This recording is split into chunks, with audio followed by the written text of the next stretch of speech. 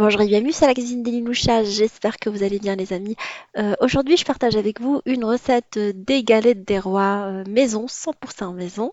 Vous allez voir, c'est hyper facile à réaliser et en plus économique. Découvrons la recette ensemble. Avant de commencer la recette, je partage avec vous cette petite citation drôle et mignonne. La galette des rois étant assez calorique, il faut faire attention, petite part de temps en temps, c'est pas grave, mais pas plus. Alors on va commencer par réaliser la pâte feuilletée. Alors voilà le beurre que j'utilise. Je vais commencer par le râper. Je l'ai mis dans le congélateur pour le refroidir. Ça, c'est très important pour pouvoir le râper. Ça évite de faire plusieurs tourages. Vous allez voir, c'est une pâte feuilletée express et rapide. Vous pouvez réaliser rapidement votre pâte feuilletée et la congeler pour une utilisation ultérieure ou l'utiliser tout de suite sans vraiment temps de repos. Voilà, quand j'ai râpé le beurre, n'hésitez pas à mettre un petit papier sopalin pour pas toucher le beurre direct si vous avez les doigts fragiles. Pour 250 grammes de farine, nous allons utiliser 250 grammes de beurre, le principe d'une pâte feuilletée classique, et on va utiliser une petite cuillère à soupe de sucre, ce qui va lui donner de la dorure, et une petite cuillère de sel, pas très remplie, juste à moitié. Après, on va verser de l'eau froide, très froide, que je sors du congélateur. Alors, je l'ai laissé un quart d'heure au congélateur et on va ramasser petit à petit notre préparation. Alors, pour les 250 grammes de farine Francine T45, j'ai utilisé 27 centilitres d'eau, 270 millilitres d'eau. Alors, je l'ai incorporé petit à petit. Et j'ai ramassé ma farine, enfin ma préparation, je veux dire. L'idée est d'incorporer l'eau petit à petit. Voilà, on obtient une pâte qu'on va pas travailler dans un premier temps. Voilà, on va juste la ramasser. D'où l'intérêt de cette pâte qui est assez rapide à réaliser. Et là, on va venir incorporer le beurre froid. Alors, quand je l'ai râpé, je l'ai mis directement au frigo pendant que je ramasse ma pâte pour qu'il reste vraiment froid. Et on va essayer de l'introduire petit à petit dans la préparation de pâte. Alors ça évite les passages de la pâte au frais. En fait, il faut la sortir du frigo, il faut la mettre 45 minutes, 1 heure par-ci. Le fait de mettre le beurre froid, bah, ça évite tous ces passages-là. Voilà, on va l'incorporer comme je vous ai dit. Je vais vraiment pas la travailler, hein, c'est juste incorporer rapidement. Ça m'a pris 3 minutes. Et après, je vais diviser la pâte en plusieurs boules que je vais façonner entre les mains et mettre sur une surface farinée. Après, on va les mettre dans un premier temps de côté. Pour le feuilletage, je vais mélanger 150 grammes de farine avec 3 cuillères à soupe de fécule de maïs. C'est ce qui va me permettre par la suite de faire mon feuilletage de la pâte feuilletée express. Alors j'ai réalisé 10 boules que je vais venir par la suite faire passer dans la farine et le fécule de maïs. Les finaliser avec la main rapidement parce que tout à l'heure je les ai façonnés rapidement, les enrober de chaque côté avec la farine. Et sur un plan de travail que je vais faire fariner légèrement, je vais venir par la suite étaler mes boules de pâte. Je vais tous les étaler une à une et je vais les superposer. Alors quand on les étale, on les passe dans la farine, dans le mélange, je veux dire. Quand on a incorporé le beurre, bah, du coup, ça devient un peu collant. L'idée, c'est de réaliser cette opération tout de suite. C'est pas d'attendre, en fait. On va continuer cette opération. On étale, pas beaucoup, juste un tout petit peu, comme vous avez pu voir. Et on superpose les boules en les farinant des deux côtés jusqu'à ce qu'on finalise toute la quantité. Là, j'ai finalisé toute la quantité. J'ai pris ma pâte que j'ai mise sur un papier cuisson. C'est facile pour faire le tourage, vous allez voir. Et je vais venir par la suite étaler ma pâte en essayant de lui donner une forme rectangulaire.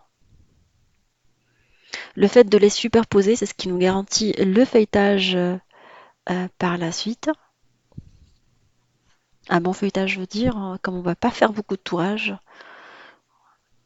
Après, on va rabattre les deux côtés à l'aide du papier, comme vous avez pu voir. Ça va faire un premier tour. On va fariner légèrement et refaire un deuxième tour.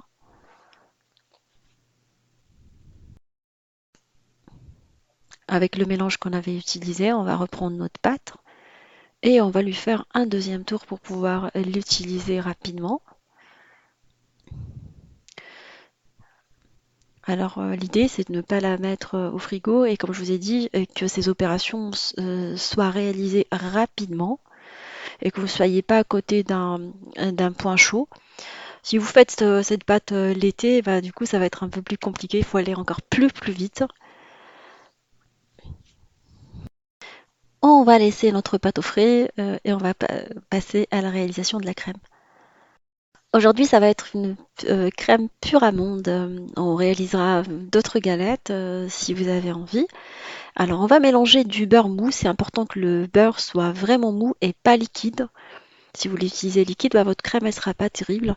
Et vous le mélangez à l'aide du fouet électrique avec du sucre ou à l'aide du fouet manuel si vous êtes courageuse. Alors, on va battre tout ça pendant quelques minutes, histoire d'en faire une vraie crème. Je me répète encore, il est important que le beurre soit à température ambiante. Vous le sortez 2 heures avant pour pouvoir par la suite en faire une bonne petite crème. Sinon, le résultat ne sera pas là. Une fois qu'on a un mélange bien homogène, le beurre et le sucre, alors 100 g de beurre pour 100 g de sucre et 2 œufs. Et 100 g de poudre d'amande qu'on va réaliser par la suite. On va rajouter les œufs petit à petit en mélangeant toujours notre préparation, notre crème d'amande. Comme vous allez voir, c'est assez facile et rapide et économique. Alors, ce qui m'a calmé, c'est le prix. Je voulais acheter une 6 parts. On m'a sorti 21 euros. Je me dis, bah non, je vais réaliser euh, ma galette maison moi-même. On va incorporer par la suite la poudre d'amande, les 100 grammes de poudre d'amande, en mélangeant tout de suite. Alors, vous pouvez la réaliser à l'aide du fouet manuel, hein. Moi, j'ai la flemme à chaque fois. J'utilise le fouet électrique pour toutes les préparations. Et comme je vous ai dit, ma galette m'a coûté 6,50 € avec tous les ingrédients utilisés, la grande galette, au lieu de payer 21 euros. Là, on continue à battre notre crème pendant 2 à 3 minutes rapidement, histoire d'en faire une bonne petite crème de fourrage qu'on va venir mettre au frais le temps de découper la pâte feuilletée. Enfin, on la met dans une poche à douille, comme ça on répartit la crème d'une façon uniforme. On va sortir notre pâte feuilletée, l'étaler sur un demi-centimètre. On va essayer de lui donner une forme rectangulaire pour pouvoir par la suite en découper deux cercles en fait. Vous allez voir comment je vais faire dans un premier temps. Cette pâte-là peut être congelée, peut être utilisée pour des préparations sucrées et salées. Je passerai plus de temps à vous réaliser une vidéo spéciale pour ça, pour le moyen de conservation et les éventuelles utilisations qu'on peut faire avec cette pâte. Je vous ferai comme ça, je pourrais placer plus de temps avec vous à vous expliquer toutes les étapes. Là, une fois qu'on l'a bien affiné, on va venir à l'aide d'un cercle, l'utilisation que je vais faire au lieu d'utiliser une assiette. J'ai pris un moule à tarte, comme il y a des petits motifs sur le côté, bah, du coup ça facilite la découpe. On met le premier cercle de côté. Et ce qu'on a ramassé de pâte, je vais vous montrer comment je vais faire pour garantir toujours un feuilletage. C'est de les rabattre côte à côte, en fait, une partie sur l'autre, et les ramasser de façon à ce qu'on puisse en faire un rond. Et on va les conserver au frais, le temps de faire le premier, le fourrage de la première pâte. Cette étape aussi, elle est importante en fait, de bien ranger votre pâte feuilletée pour garantir toujours le feuilletage et la garder au frais. On va prendre notre cercle pâte feuilletée, le premier, Et on va venir le badigeonner avec le blanc d'œuf pour pouvoir coller par la suite. Moi, j'en mets un tout petit peu partout. Et enfin, une fois qu'on a mis un tout petit peu partout, on va venir par la suite mettre notre frangipane ou plutôt notre crème d'amande. La frangipane, ce sera pour la prochaine fois. J'ai utilisé une crème d'amande classique qu'on a mise dans une poche à douille et on va venir la pocher en essayant d'en mettre un tout petit peu de partout. Et là, on la met de côté. Moi, je la mets à chaque fois au frigo, le temps d'étaler la deuxième pâte feuilletée. J'ai sorti ma petite pâte et je vais essayer de lui donner une forme ronde en égalisant la surface. Et une fois qu'on l'a bien affinée, on a essayé de lui donner une forme ronde à chaque fois. On va venir la découper comme tout à l'heure. Vous allez voir, on va pas en perdre beaucoup en fait, juste un tout petit peu. Et voilà, notre pâte est prête, le deuxième disque, je veux dire. Et je vais venir couvrir ma pâte avec le disque qu'on a. Alors, vous avez remarqué que j'ai laissé 2 centimètres sur les côtés. Ça, c'est important pour que la farce ne s'échappe pas. Quand j'ai fait la répartition de la pâte d'amande, c'est valable avec toutes les utilisations que vous réalisez. Alors, on essaye d'étirer la pâte de façon à ce qu'elle épouse le côté. Et on essaye vraiment de la mettre au milieu, en appuyant dessus et en laissant les bords vides. Et en soudant un tout petit peu les bords en appuyant dessus. Mais légèrement, il ne faut pas vraiment tasser votre galette. Il faut que le geste soit vraiment léger. Et voilà, on l'a bien couverte. On va venir faire les petits dessins sur le côté. Une fois qu'on a bien soudé les bords, on va venir placer notre doigt et échiqueter notre galette en taillant avec la pointe d'un couteau. Faire des petites entailles comme ça. C'est ce qui permet de la décorer et de souder également la galette.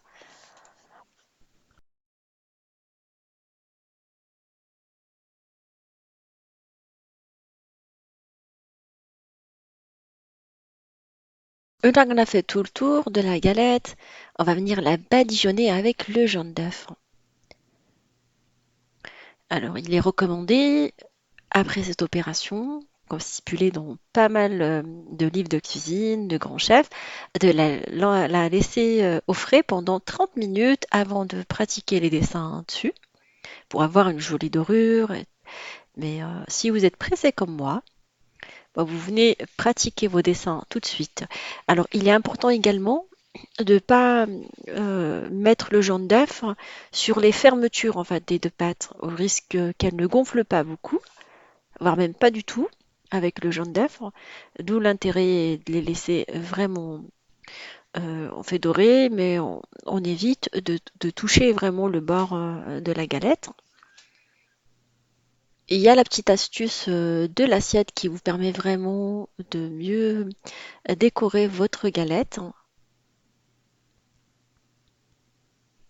Moi, je suis pas très très bonne en décoration, du coup, j'utilise. Alors, je fais un point au milieu et je vais venir faire les jolis dessins comme ça, à l'aide de l'assiette,